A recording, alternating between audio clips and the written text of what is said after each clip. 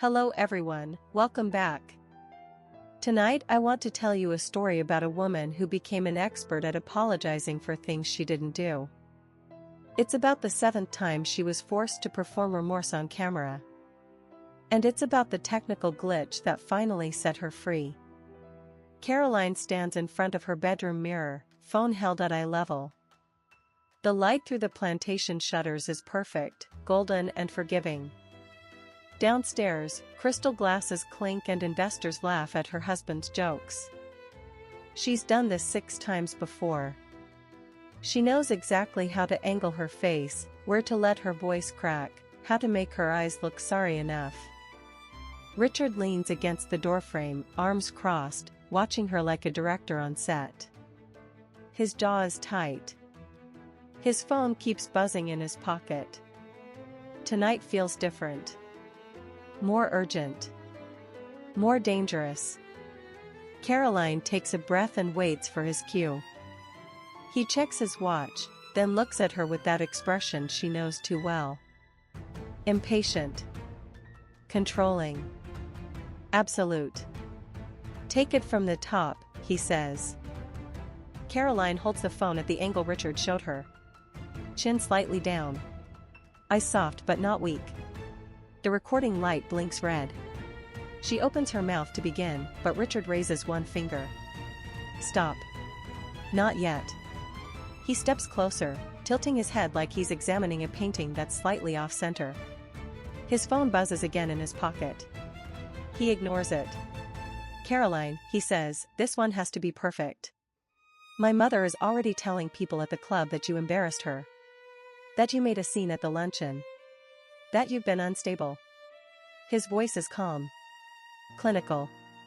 Like he's explaining a business strategy. We need to control the narrative before it controls us. Caroline nods. She's heard this speech before. 6 times before.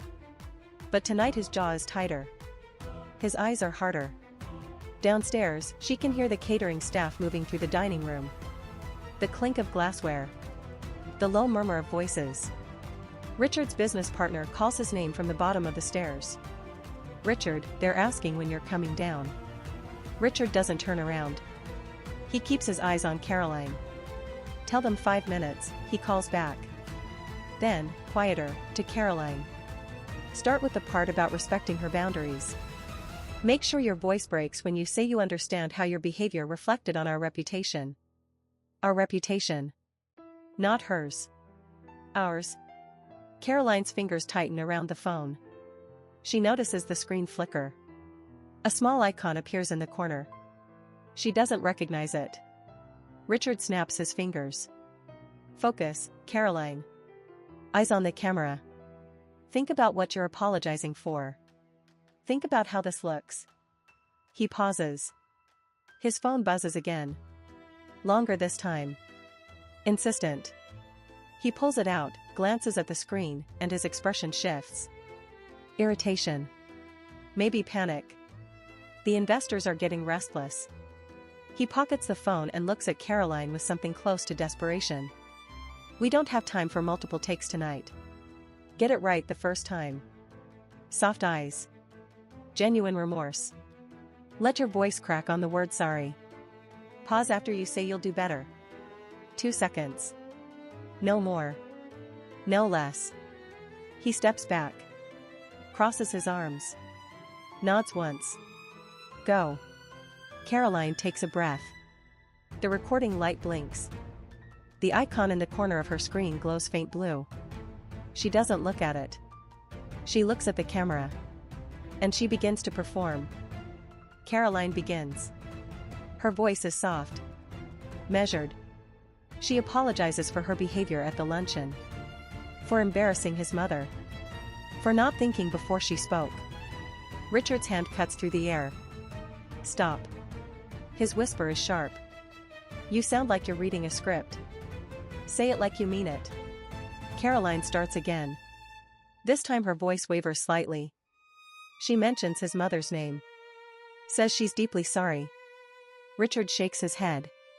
Your eyes. They're angry. I can see it. Do you want to sabotage me? Is that what this is? Caroline's jaw tightens. She starts a third time. Fourth. Fifth. Each take Richard finds something wrong. Her posture. Her tone. The way she blinks. Downstairs a voice calls up. Richard? They're asking when you'll be down. Richard doesn't turn. He leans closer to Caroline. His reflection appears in her phone screen beside her face.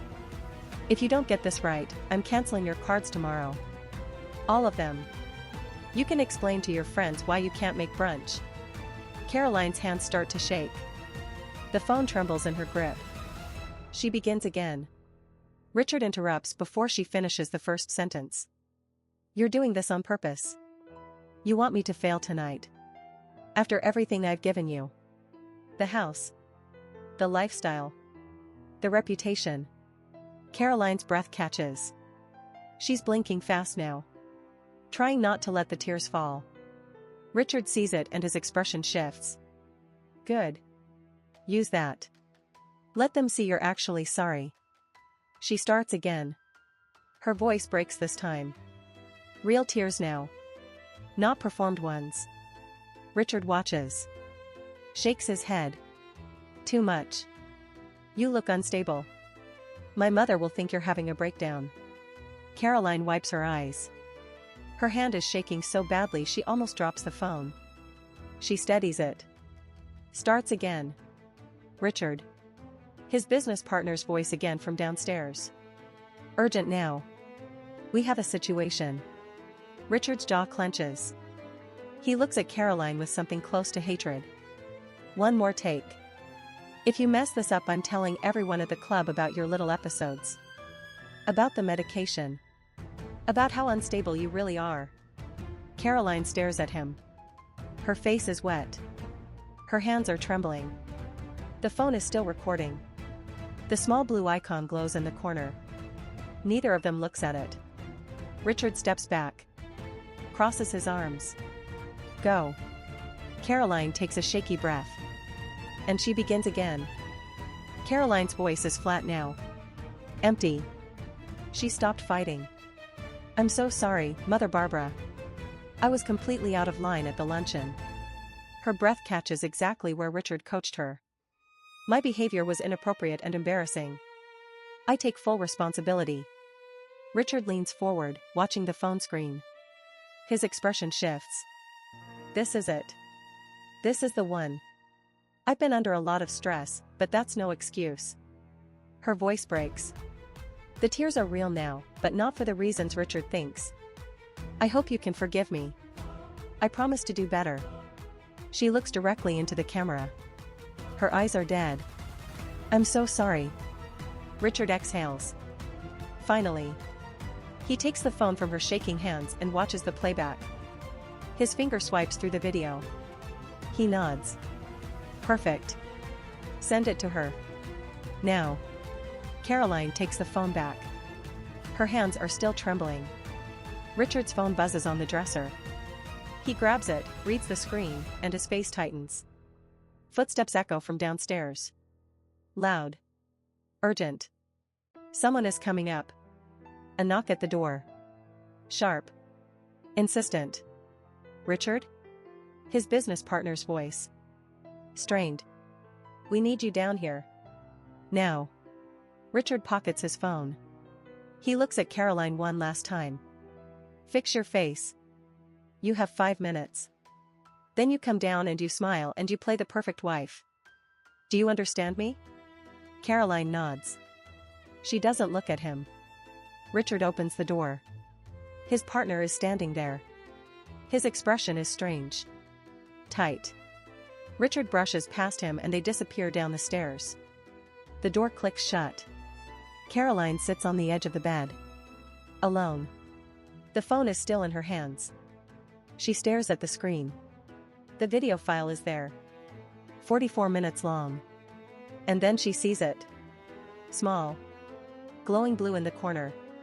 The AirPlay icon. She taps it. Her breath stops. Connected to conference room display. Her finger hovers over the connection details. She opens the log. Auto-connected at 6:52 p.m. Active connection, 44 minutes. Every word. Every threat. Every cruel direction. Every second of her breaking. Broadcast live. Downstairs. To the conference room. To 12 investors. To Richard's business partners. To everyone. The silence from downstairs suddenly makes perfect sense. Caroline stares at the phone. And for the first time in 18 months, she smiles. Caroline stares at the glowing screen. The AirPlay icon. Still connected. She taps through to the connection history. Her hands are steady now. Auto-connected at 6:52 p.m. Before Richard came upstairs. Before he started directing her. Before the first take. The screen mirroring log shows 44 minutes of active transmission. She scrolls through the timeline. Every word he said. Every threat about her credit cards.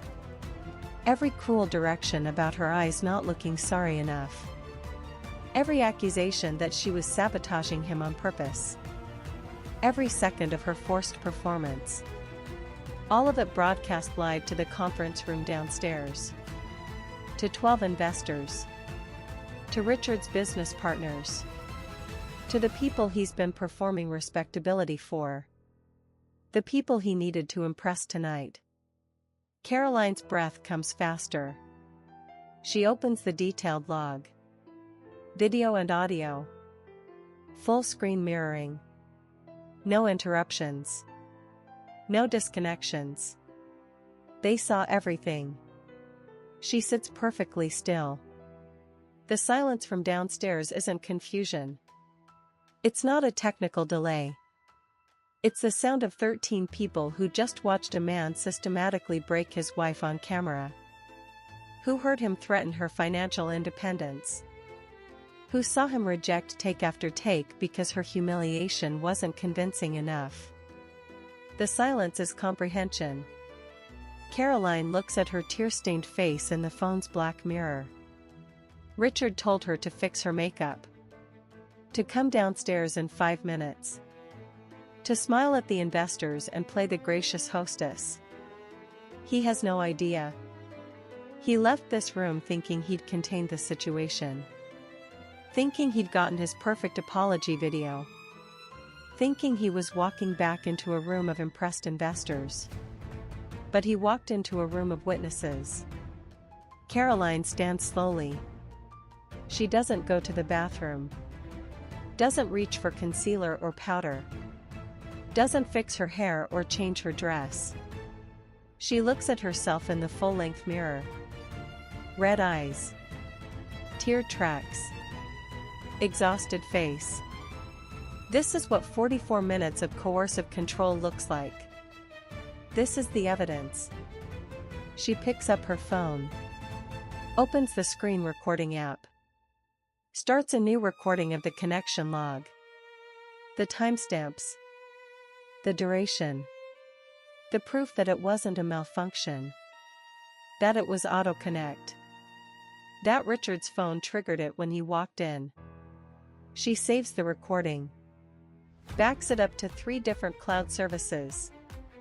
Sends it to her own email. Then she walks to the bedroom door. Her hand on the handle. Downstairs, 13 people are sitting with what they just witnessed. Richard is probably trying to explain it away right now. Probably calling it a technical glitch. A misunderstanding. Probably trying to control the narrative one more time. Caroline opens the door. The hallway is quiet. She can hear the faint sound of voices from the dining room. Tense. Uncomfortable. She starts down the stairs. Each step deliberate. She's not fixing anything. Not apologizing. Not performing. For the first time in 18 months, she's walking into a room as herself. Tear-stained. Exhausted. Done. And this time, she has witnesses. Caroline doesn't fix her face. She doesn't wipe the mascara tracks. Doesn't reapply lipstick. Doesn't smooth her hair. She walks to the door. Opens it. The hallway stretches before her. Cream walls. Soft lighting. The sound of her heels on hardwood. Each step down the staircase is deliberate. Measured. Her hand rests on the banister. Steady now. No tremor. The voices from the dining room grow clearer.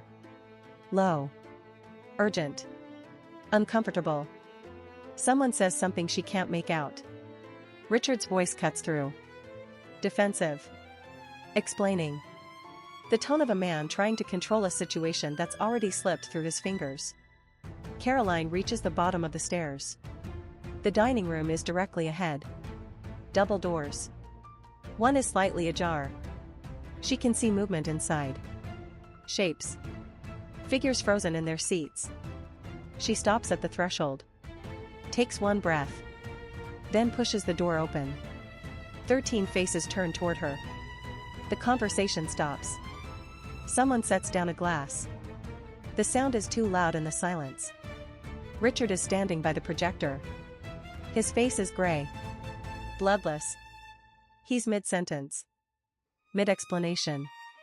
His hand is gesturing at the screen behind him like he can wave away what they all just witnessed. His business partner, Marcus, is sitting at the head of the table. He's staring at Richard like he's never seen him before. Like he's looking at a stranger. The investors are scattered around the table. Some look disgusted. Some look fascinated. One woman in the back has her arms crossed. Her expression is stone. Caroline stops in the doorway. She doesn't move further. Doesn't speak. Just stands there. Tear-stained. Exhausted. Present. Richard sees her. His expression shifts. Panic floods his eyes. She knows that look. She's seen it before. It's the look he gets when he's about to spin. About to reframe. About to make her the problem. About to tell everyone she's unstable. Dramatic. That she's misunderstood what just happened. That this is all a technical malfunction and she's overreacting. Again. He opens his mouth. Caroline watches him.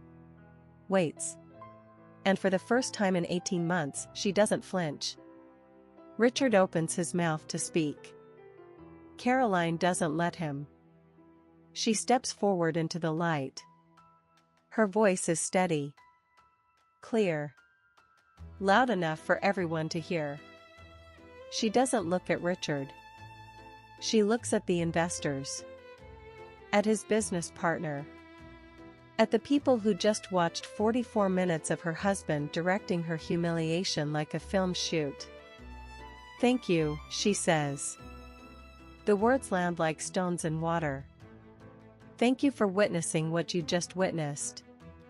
Someone shifts in their chair. A phone screen glows as someone starts recording. Caroline keeps going. This is the 7th time. She lets that number sit in the air. 7 forced apology videos. 7 performances of remorse she didn't feel.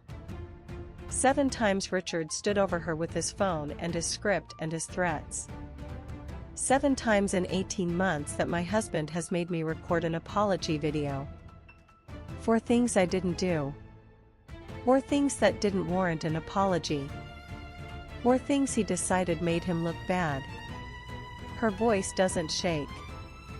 Not anymore. What you saw tonight. That's what coercive control looks like. That's reputation abuse. Image management through humiliation. He's been using me as a prop in his performance of respectability for years. Richard finally finds his voice. Caroline, you're upset, you don't know what you're, his business partner cuts him off. Richard. Shut up. The words are cold. Final. Richard's mouth closes. Caroline sees the moment he realizes he's lost control of the room. Lost control of the narrative. Lost control of her. She turns to face him directly now. looks him in the eyes. "I'm grateful for the technical malfunction," she says. Her voice is soft now. Intimate. Just for him. Because now there are witnesses. One of the investors is on the phone. Another is taking notes. Richard's business partner is staring at him like he's seeing him for the first time. Like he's recalculating every interaction. Every business decision. Every moment he trusted this man. Richard tries one more time. "This is a misunderstanding. A private matter.